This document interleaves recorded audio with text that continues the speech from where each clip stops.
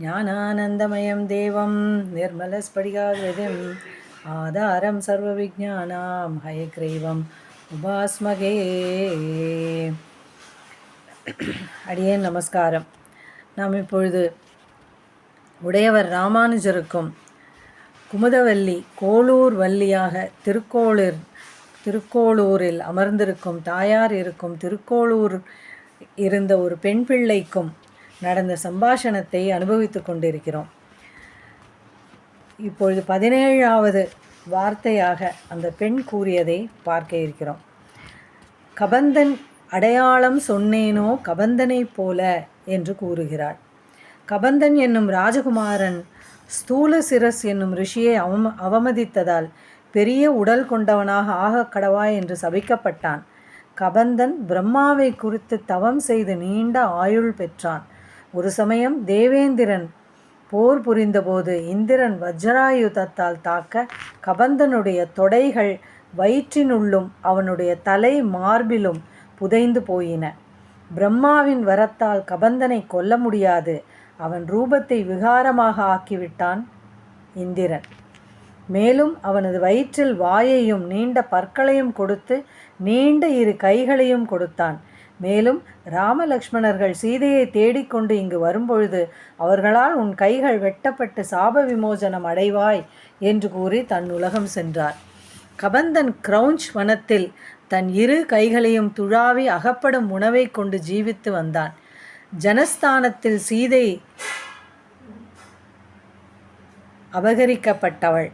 சீதா பிராட்டியை தேடிக்கொண்டு ராமலக்ஷ்மணர்கள் வர கபந்தனின் துழாவிக் கொண்டிருந்த கைகளில் லக்ஷ்மணன் பாகவதனும் இனி என்ன குறை, தானே அனைத்து நலன்களும் கிட்டிவிடும். கபந்தனின் கைகளை வெட்ட இருவரும் ராமலக்ஷ்மணர்கள் என்று அறிந்து அகோபாகியம் என்று தன் விருத்தாந்தத்தை கூறி அடியேன் சரீரத்தை எரித்து விடுங்கள், நீங்கள் வந்த காரியம் சுபமாக முடிய அடியேன் உரிய ஒருவரை காட்டிக் கொடுப்பேன் என்று கபந்தன் கூறினான். அந்த அரக்க சரீரம் போய் தேவ சரீரம் பெற்றதால் தான் திவ்ய ஞானத்தால் கூற முடியும் என்றான். ராமலக்ஷ்மணர்கள் கபந்தன் சரீரத்தை எரிக்க அவன் தேவ சரீரத்துடன் உங்கள் கடாட்சத்தால் சாம விபோஜனம் அடைந்தேன் என்று பரமபிரீத்தியுடன் போகிற வழியில் மதங்க ரிஷி ஆசிரமத்தில் சபரி உங்களுக்கு திருவருளுக்காக காத்திருக்கிறாள். அவளை அனுகிரகித்துவிட்டு மேலும் சென்றால் ரிஷ்யமுக பர்வதத்தில் தன் தமையன் வாலியால் துரத்தப்பட்டு மனைவியையும் இழந்தவனாய் சுக்ரீவன் இருக்கின்றான்.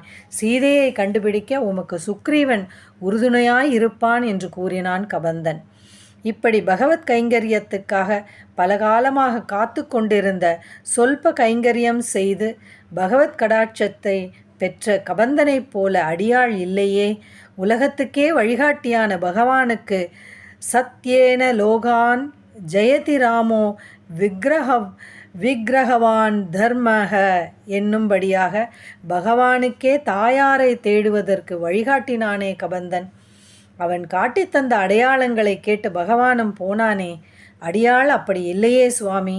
அடியாள் இங்கேயே உட்கார்ந்து கொண்டு போறவாள் வரவாளுக்கு கோவில் இந்த பக்கம் இப்படி போங்கள் என்று வழிகாட்டி கொண்டிருந்தாலும் ஜீவனம் நடக்குமே, அதை விட்டு ஊரை விட்டு கிளம்புகிறேனே என்று நைச்சியானுசந்தானம் பண்ணுகிறாள் அந்த பெண் பிள்ளை. மேலும் 18வதாக அந்தரங்கம் சொன்னேனோ திருஜடையை போல என்று கூறுகிறாள். இலங்கேஸ்வரனால் அபகரிக்கப்பட்ட அசோகவனத்தில் காவலில் வைக்கப்பட்டிருக்கிறாள் சீதா பிராட்டி. தாயாரை தேடிக்கொண்டு சமுத்திரத்தை தாண்டி வந்து இலங்கை முழுவதும் தேடிவிட்டு கடைசியாக அசோகவனம் வந்து சிம்சுமார மரத்தில் உட்கார்ந்து சீதையிடம் பேச சமயம் பார்த்து கொண்டிருந்தார் ராமதூதனான ஹனுமான். ராவணன் சீதையை நாடி வருகிறான். தனக்கு வசப்படுமாறு வற்புறுத்துகிறான். வார்த்தைகளால் பயமுறுத்துகிறான். சாமதான பேத தண்டத்தை உபயோகித்து சீதையை தனக்கு வசப்படுத்த அரக்கிகளுக்கு ஆணையிட்டு செல்கிறான். அரக்கிகளும் சீதையை பலவிதமாக பயமுறுத்துகின்றனர்.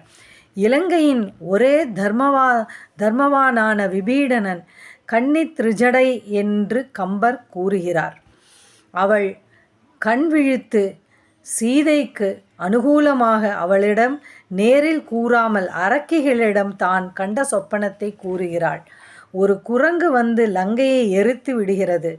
ராவணன், இந்திரஜித் இவர்கள் உடல் முழுவதும் தைலம் பூசிக்கொண்டு சிவப்பு வஸ்திரம் அணிந்து தெற்கு திசை நோக்கி பயணம் செய்வதை பார்த்தேன். சீதை மிகவும் நல்லவள், இவளை ஒன்றும் செய்யாதீர்கள், இவளை மீட்க ராமன் வருகிறார். இவர்கள் கிளம்பி புஷ்பக விமானத்தில் அயோத்திக்கு செல்வதை பார்த்தேன். இப்படி நேரும் பொழுது சீதையே நம்மை காப்பாற்றக்கூடியவள் என்று அந்தரங்கமான விஷயங்களை கூறுகிறாள். நம்மை சுற்றி எது நடந்தாலும் பகவன் நாம ஜபம் எப்படியும் யார் மூலமாகவாயினும் நமக்கு பகவானுடைய கிருபையை அவசியம் கொடுக்கும் என்று சீதையும் சந்தோஷப்படுகிறாள். மேலும் யுத்தத்தின் போது மாயையால் ராமன் தலையை சிருஷ்டித்து தலையை கொய்து வந்தது போல காட்டி சீதையை கஷ்டப்படுத்தும் போதும் திரிஜடை இது நடக்க முடியாது, மாயையால் இப்படி நடக்கிறது, இது பொய், நம்பாதே என்று சீதைக்கு அந்தரங்கமாக சமாதானம் கூறுகிறாள். ஒரு சமயம் ராவணன் வந்து சீதையிடம், நீயாக ஆசையுடன் என்னிடம் வரவில்லையானால் பலாத்காரம் செய்து உன்னை அடைவேன் என்று மிரட்டுகிறான். ஒரு ஸ்திரீயின் சம்பந்தம் இல்லாமல் ராவணனை உன்னை தொடவே முடியாது, அப்படி தொட்டால் அவன் தலை சுக்குநூறாக உடைபடும் என்று அவனுக்கு ஒரு சாபம் உள்ளது. சீதையே, நீ கவலைப்படாதே என்று தாயாருக்கு பாலைவனச் சோலையாய் திரிஜடை தைரியம் கூறுகிறாள். ராவணனிடம் தேவர்கள் கூட நடுங்கிக் கொண்டிருக்க அவனுக்கு கிஞ்சித்தும் பயப்படாமல் சீதைக்கு தோழியாக தாயாக இருந்து கொண்டு சத்தியத்தை சொல்லி பிராட்டியை நமக்கு காப்பாற்றி கொடுத்த அந்த திரிஜடையைப் போல அந்தரங்கம் பேசும்படியான பக்தி அடையாளுக்கு இல்லையே சுவாமி என்று ராமானுஜனாகிய உடையவரிடம் முறையிடுகிறாள் பெண்பிள்ளை. 19வது அவன் தெய்வம் என்றேனோ மண்டோதரியைப் போல என்று கூறுகிறாள். ராவணனின் பத்னி மண்டோதரி ஆச்சரியமான பதிவிரதை. இராட்சச குலத்திற்கும் ராவணனுக்கும் எது ஹிதமோ அதை செய்வதில் தைரியம் குன்றாதவள். ஹனுமான் சீதையை தேடிக்கொண்டு இலங்கை வருகிறார். அரச மாளிகை ஒன்றில் ஹம்சதூளிகா மஞ்சத்தில் தெய்வீகம் சாந்தம் அமைதி ததும்பும் முகத்துடன் ராஜபத்னி மண்டோதரி சயனித்திருப்பதை பார்த்து, ஆஹா, சீதா மாதாவை கண்டேன் என்று அளவற்ற சந்தோஷத்தில் ஆடி பாடி குதித்து தாவி அனைத்து வானர சேஷ்டையும் புரிகிறார். பின்பு சற்று நிதானத்துடன் யோசிக்க, ராமபிரானை பிரிந்த அன்னை ஹம்சதூளிகா மஞ்சத்தில் உறக்கம் கொள்ளவே மாட்டாள், இது வேறு எவரோதான் என்று முடிவுக்கு வந்தார். இதிலிருந்து மண்டோதரியின் பிரபாவம் நமக்கு ஸ்பஷ்டமாகிறது.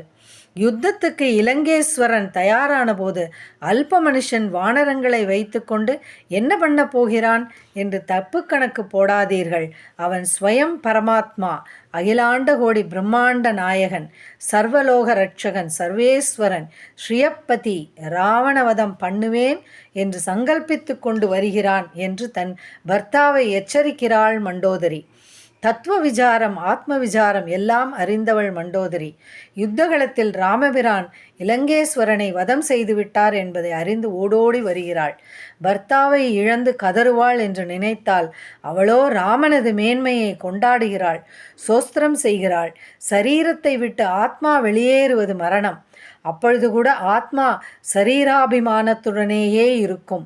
ஆத்மாவுக்கு அப்பொழுது கண் தெரியும், காது கேட்கும். இப்படிப்பட்ட இந்த சமயத்திலாவது ராவணனின் ஆத்மா இதை கேட்டு நல்ல புத்தி ஏற்பட்டு ராமனை அடையட்டும் என்ற நல் எண்ணத்தில் ராமபிரான் லோகட்சேமார்த்தம் அவதாரம் பண்ணியிருக்கிறார். அவரே சர்வவியாபி, சர்வஜகத் காரணன், சர்வேஸ்வரன், பரமாத்மா என்று கூறுகிறாள். இப்படி பர்த்தா மாண்டு கிடக்க பகவத் சிந்தனை செய்யும் மண்டோதரியைப் போல அடியாள் ஒருவித பக்குவமும் கைவரப்பெறவில்லையே என்று ஏங்குகிறாள் அந்த பெண் பிள்ளை. இப்படியாக அவள் அனுபவித்த இந்த திருக்கோளூர் வார்த்தைகளை நாம் மேலும் அனுபவிக்க இருக்கிறோம் வரும் நாட்களில். அதுவரை நமஸ்காரம்.